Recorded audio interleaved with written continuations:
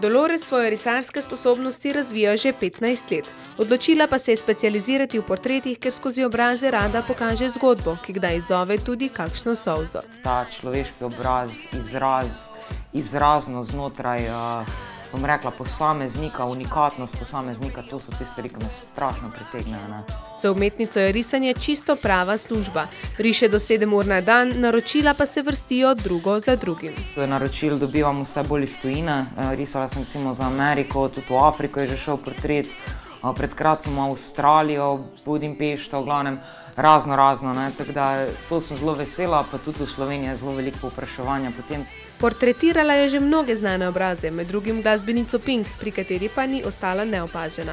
Nekaj časa nazaj mi je ena punca na internetu pisala, če vem, da je pač Pink objavila moj portret.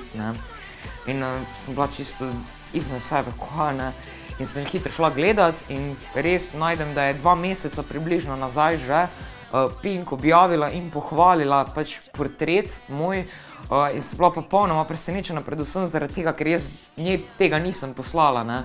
Tudi ne vem, da bi kdorkoli drug pošiljal, in kakor sem gledala, ker ne vem, kje so iti dobili fotografijo, samo so verjetno vzeli pač iz videa, ker namreč imam tudi YouTube kanal, kjer rišem od začetka do konca portrete, pač da se vidi ta speed drawing.